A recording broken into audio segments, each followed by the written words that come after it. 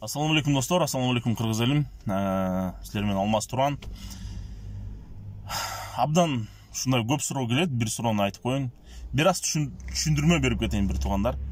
Эмне үчүн сиз Орусияга каршысыз дейт да. Биринчиден, бүгүнкү күнү Кыргызстанда кандай гана жамандыктар болбосун, ошонун бардын артында Орусия турат. Бүгүнкү күнү бир туугандар, бизде абдан чоң көйгөйлөрдүн кайсынысы бар. Акыркы кандай чатактар болгон? Акыркы эки чатак бул Тажикстан менен жана 2010-жылы болгон окуя. Тажикстан менен Баткенде болгон чатак. Ошонун артында Орусия турганына бир канча далилдерди алып келип кетейин. Качан бул чатак чыкты? Биринчиси, Садыр Нуркожоевич ошол окуяга чейин 2010-жылы болгон Ошто болгон окуяны кайрадан карап чыгууну, кайрадан ошол окуяны изилдеп чыгууга буйрук берем дегенде Роза Отунбаева, убактылуу өкмөттүн мүчөсү, Садыр Нуркожоевич, сиз Пандоранын ящигин ачайын деп атасыз деген. Бул сөздүн артын көп кишилер түшүнгөн жок. Грек мифологиясында ящик Пандоры деген бул акыр заман деген сөз да. То есть ал ящик, ошол Пандоранын ящиги ачылса, ошонун ичинде көптөгөн жамандыктар бар, ошол жамандыктар чыгат, сыртка чыгат деген маселе да. Эми ойлоп көргүлө, Роза Отунбаева, убактылуу өкмөттүн башчысы, бүгүнкү күндөгү президентке угроза жиберип атат. Президентке предупреждение, сигнал жиберип атат да. Эгерде сиз бул маселени көтөрө турган болсоңуз, артынан чоң проблема чыгат деп. Бул ушул тажиктер бизге кол салардын астында болгон. Бул биринчиси. Экинчиси, Садыр Жапаров, Кыргызстандын президенти, Орусияга барып, февраль айында Путин менен Москвада жолугат. Ошол жолукканда бир туугандар, эми буну президент ачык айтып чыгара албайт. Ошону жолукканда бир гана маселе көтөрүлөт. Бир гана маселе. Кыргызстандын экс-президенттери Садыр Жээнбеков менен Атамбаев Путин менен сүйлөшүп бир келишмеси бар экен. Ал келишим боюнча Кыргызстан эгерде Белоруссия менен Орусиянын ортосунда жана Казакстан кошулуп туруп союздук мамлекет түзүлсө, ошонун курамына кирет деген ушундай келишим бар экен. Устный, сөз түрүндө. Садыр Нуркожоевичке суроо берилет Путинден. Сиз ошол саясатты колдоп, ошол багытта кете бересизби? Же башкача жолду таңдайсызбы дегенде, Садыр Жапаров ачык Путиндин өзүнө бетине жооп берет. Кыргызстан бул эгемендүү мамлекет. Кыргызстан эгемендүү мамлекет болуп калат дейт. Ошол күндөн баштап Орусия Тажикстанга март айында, бир ай өтпөй, март айында эки эшелон жиды менен эки состав деген сөз курал жиберет. Анын арасында БМП, бронемашина пехоты, БТР, анын ичинде эки вертолет, жана башка пулемет, миномет, башка куралдар да. Эми ойлонуп көргүлө бир туугандар. 20 бул 3-сү 26 апрелде 2 самолет Орусиядан Душанбеге конот. 2 самолеттин ичинде Орусиянын коргоо министринин жардамчылары дагы кандайдыр бир кишилер чоң келишимдерге кол коюу жабык эшиктин артында өтөт. Тажикстан менен. Орусиянын коргоо министри келип туруп, Тажикстандан суранат, Кыргызстанга кол сал деп. Кыргызстанга кол сал, сага Баткенди беребиз деп. Бул 3-сү. Эртеси күнү кол салат бизге бир туугандар. Сергей Шойгу учуп кеткенден кийин эртеси күнү тажиктер бизге кол салган. 4-сү Согди областынын губернаторунун видеодо айткан сөзү бар. Коркпогула, көбүрөөк жерлерин, кыргыздардын жерлерин басып алгыла.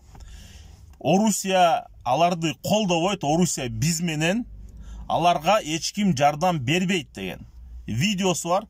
Ошол жерде курал таркаткан. Эми ойлонуп көргүлө.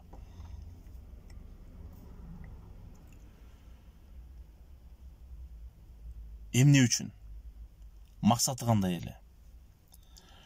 Биздин бийликти титиретип,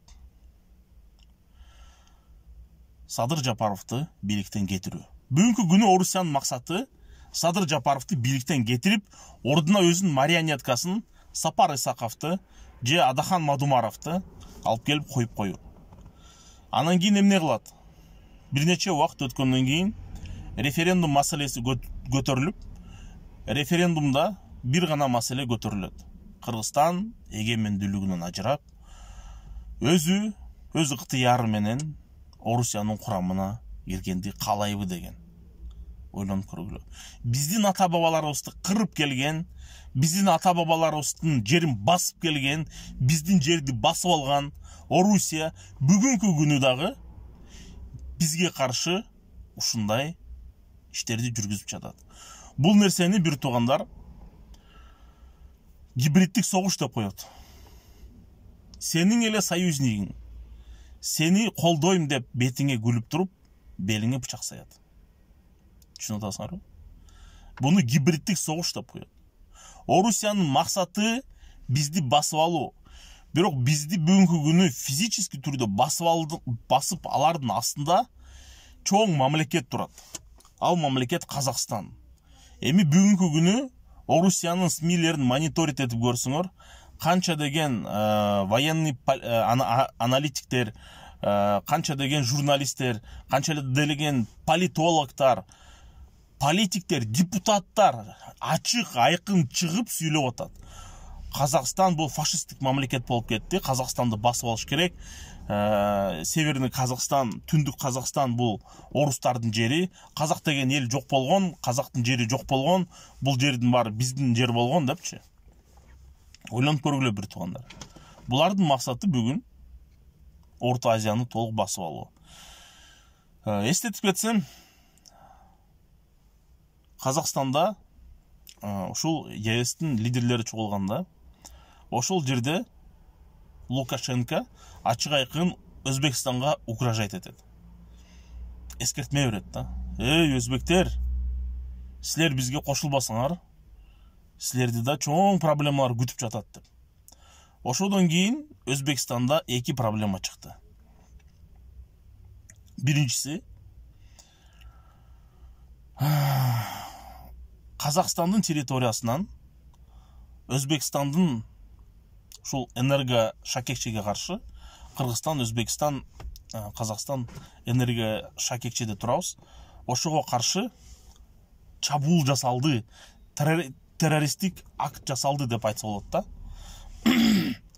Казакстандын территориясында Кыргызстандын территориясында орустардын агенттери ар кайсы тармактарда иштейт бир туугандар. Ошондой эле Казакстандын энергия ресурстун ичиндеги террористтер, орус сепаратисттер эмне кылды?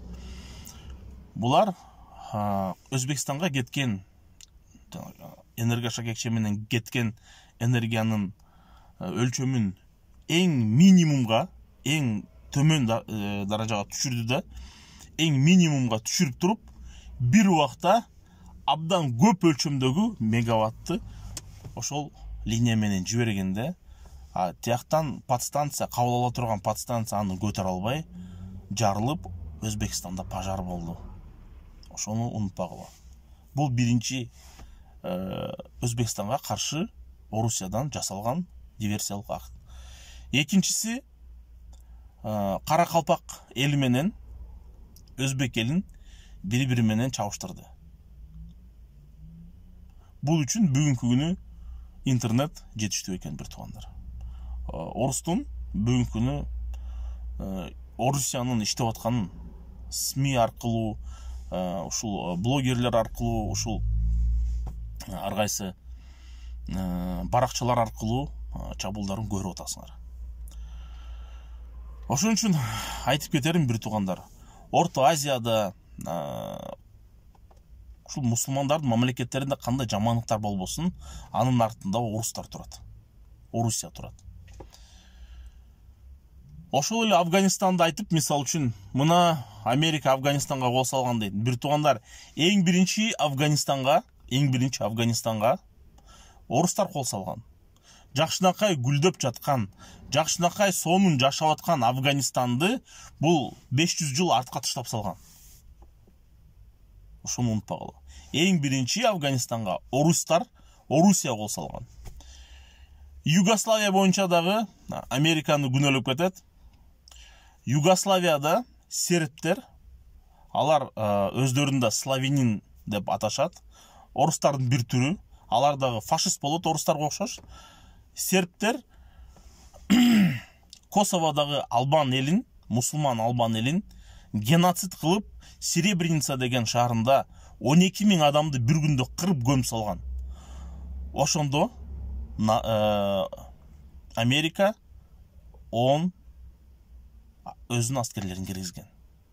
Ачык айкын мусулмандарды кырып, геноцид кылып жатканда, Орусия ошол геноцид кылган сербтерди колдоп, мусулмандарга каршы чыккан. Америка болсо мусулмандарды колдоп, Орусияга каршылык көргөзүп, ошол геноцидти токтотуш үчүн ошондой кадамдарга барган. Мени билесиңер, мен туранчымын, мен батышты да, орустарды да, Орусияны дагы, Орусиянын саясатындагы бирдей жаман көрөм. Мен глобализацияга каршымын, мен русификацияга каршымын. Мен айтып жатканым бул тарыхый адилеттүүлүк дейт. Биз бүгүнкү күнү ошону каалайбыз. Тарыхый адилеттүүлүктү, бүт нерсе туура аталыш керек. Эң биринчи Афганистанга Америка кол салган жок, эң биринчи орустар кол салган. Югославияга эң биринчи ал жакта мусулмандарды геноцид кылып, орустарды колдогон сербтер баштаган. Ошондо Америка мусулмандарга жардам бериш үчүн өздөрүнүн аскерлерин киргизген бир туугандар. Жакшылап ойлонуп көргүлө. Ошто болгон 2010-жылы болгон окуянын артында мен видеону чыгаргам. Орус диверсанттар ГРУ, ФСБ ГРУнун сотрудниги колго түшкөн, кармалган. Ошол жерде махаланын ичине алып барып, курал жарак алып барып киргизип атканда колго түшкөн бир туугандар. Роза Отунбаева ушуну айтып кеткен. Садыр Жапаров бүгүнкү күнү ошол маселени изилдеп чыкса, ошонун артына орустун көчүгү көрүнүп калат бир туугандар. Ошону калтырып кой, Садыр Жапаров, иним калтырып кой деп Роза Отунбаева чыркырап жатат. Эмне дегенде, эгерде бүгүнкү күнү адилеттүүлүк менен биз ошол окуяны изилдеп чыксак, оштогу болгон өзбек менен кыргыздын чатагынын артында орустун көчүгү көрүнүп калат бир туугандар.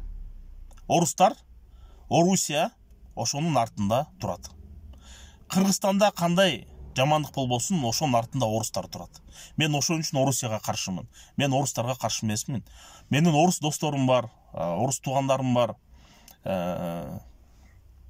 Мен кайсыгы бир орус Орусияны колдосо, СССРди колдосо, Кыргызстанды Орусиянын курамына кирсин десе, мен ошол орустарга, ошол фашист орустарга каршымын.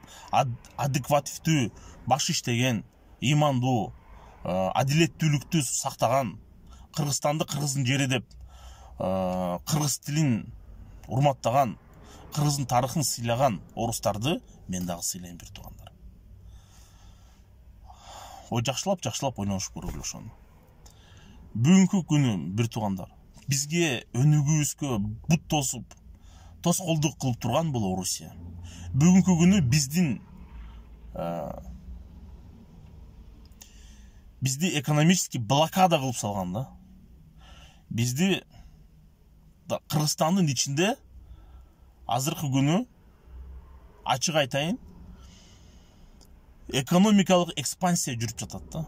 Орусиянын банктары, Газпром, Атамбаев убагында билесиңер, Кыргыз газды басып алган. Бунун жолу кандай болгон? Кыргыз газды атайын орустун агенттери банкрот кылып туруп басып алган. Кадимкидей эле. Ошондой эле дагы башка Кыргызстандын стратегиялык бизнестерин, стратегиялык компанияларын бүгүнкү күнү булар ошондой жол менен басып алганга аракет кылып жатат. Жакшылап ойлонуп көргүлө, бир туугандар.